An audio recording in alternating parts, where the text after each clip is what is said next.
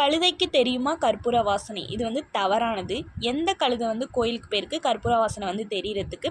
அது வந்து கழுதைக்க தெரியுமாம் கற்பூர வாசனை.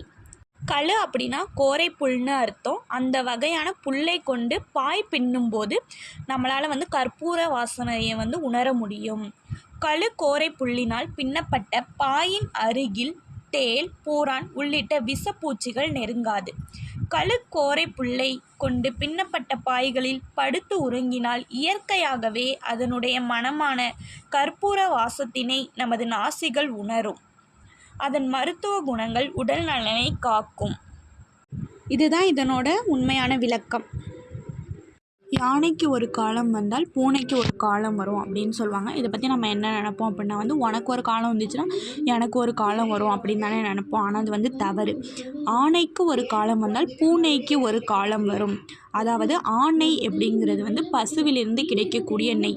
நமக்கு வந்து இளமை காலத்தில் வந்து செரிமான சக்தி வந்து அதிகமாக இருக்கிறதுனால நம்ம வந்து நெய்யை வந்து நம்ம இளமை காலத்தில் சேர்த்துக்கலாம் அப்படின்னு சொல்கிறாங்க. பூனை அப்படிங்கிறது வந்து பூவிலிருந்து வரக்கூடிய தேன். முதுமை காலத்தில் வந்து நமக்கு வந்து செரிமான சக்தி வந்து கம்மியாக இருக்கும். அதனால் வந்து நம்ம தேன் சாப்பிட்ணும் அப்படின்றது தான் வந்து யானைக்கு ஒரு காலம் வந்தால் பூனைக்கு ஒரு காலம் வரும் அப்படின்னு சொல்கிறாங்க.